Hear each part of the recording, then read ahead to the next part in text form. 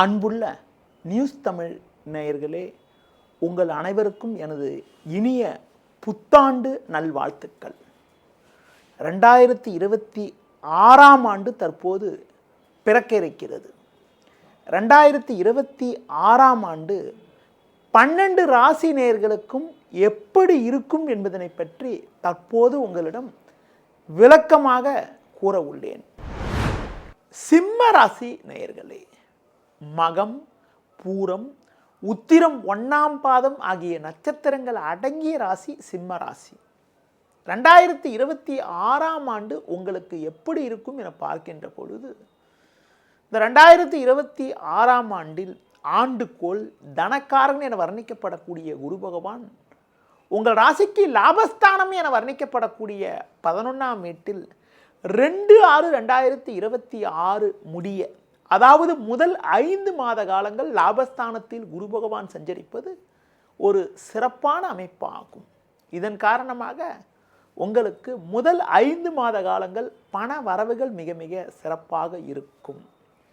தொழில் வியாபாரத்தில் முதல் 5 மாத காலங்கள் உங்களுக்கு ஒரு நல்ல வளர்ச்சியை தரக்கூடிய நாட்களாக இருக்கும்.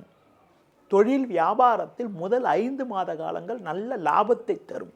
அதன் பிறகு குரு பகவான் விரயஸ்தானத்தில் சஞ்சரிக்க இருப்பதால் ஜூனுக்கு பிறகு தொழில் வியாபாரத்தில் கொஞ்சம் ஏற்ற இறக்கமான ஒரு நிலையானது இருக்கும். ஜூனுக்கு பிறகு நீங்கள் சற்று சிந்தித்து செயல்பட வேண்டும். தொழில் வியாபாரத்தில் ஏதாவது முதலீடு செய்ய வேண்டும் என்ற எண்ணங்கள் இருந்தால் அதனை ஆண்டு தொடக்கத்தில் மேற்கொள்வது மிக மிக நல்லது. உத்தியோகத்தில் இருப்பவர்களுக்கு நீங்கள் எதிர்பார்க்கக்கூடிய வளர்ச்சியானது ஆண்டு முற்பாதியில் கிடைக்கக்கூடிய ஒரு வாய்ப்புகள் உண்டு. ஜூனுக்கு பிறகு வேலையில் சில நெருக்கடிகள் இருக்கலாம். அதனால் கிடைக்கக்கூடிய வாய்ப்புகளை சரியான முறையில் பயன்படுத்தி கொள்வது நல்லது. பொதுவாக ஜூன் மாதத்துக்கு பிறகு குரு பகவான் விரயஸ்தானத்துக்கு செல்ல இருப்பதால் ஜூனுக்கு பிறகு பண விஷயத்திலும் சற்று சிக்கனத்தோடு இருப்பது மிக மிக நல்லது. இந்த 2026ஆம் ஆண்டில் குரு லாபஸ்தானத்தில் முதல் 5 மாத காலங்கள் சஞ்சரிப்பதால் திருமண சுப முயற்சிகளை ஆண்டு தொடக்கத்தில் மேற்கொண்டால் அதில் ஒரு சில அனுகூலமான பலன்கள் கிடைக்கக்கூடிய ஒரு வாய்ப்புகள் உண்டு. 11இல் சஞ்சரிக்கக்கூடிய குரு பகவான் உங்களுக்கு குறிப்பாக 5, 7, 9 ஆகிய ஸ்தானங்களை பார்ப்பார் என்பதால் உங்களுக்கு ஒரு நல்ல ஒரு வளர்ச்சிகளை தரும். ஆண்டு முதல் 5 மாத காலங்கள் குரு பகவான் 11ஆம் வீட்டில் சஞ்சரிக்கின்ற பொழுது குறிப்பாக உங்கள் ராசிக்கு 3, 5, 7 ஆகிய ஸ்தானங்களை பார்ப்பார் என்பதால் ஆண்டு தொடக்கத்திலே குடும்பத்தில் திருமண சுபகாரியங்கள் கைகூடக்கூடிய அமைப்புகளும், நீங்கள் மேற்கொள்ளக்கூடிய முயற்சிகளுக்கு ஒரு நல்ல ஆதரவு கிடைக்கக்கூடிய ஒரு அமைப்புகளும் உண்டாகும். அடுத்து மற்ற கிரக சஞ்சாரத்தை பற்றி பார்க்கின்ற பொழுது சிம்மத்தில் பிறந்த உங்களுக்கு இந்த ஆண்டு முழுவதும் திருக்கணித சித்தாந்தபடி சனி பகவான் அஷ்டமஸ்தானமான 8ஆம் வீட்டில் சஞ்சரிப்பதால் உங்களுக்கு அஷ்டம சனி நடக்க இருக்கிறது. அஷ்டம சனி நடக்க இருக்கிறதுனால உங்களுடைய ஆரோக்கியத்தில் அக்கறை எடுத்துக்கொள்ள வேண்டும். உணவு விஷயத்தில் சற்று கட்டுப்பாடோடு இருக்க வேண்டும். தேவையற்ற பயணங்களை தவிர்ப்பது மிக மிக நல்லது.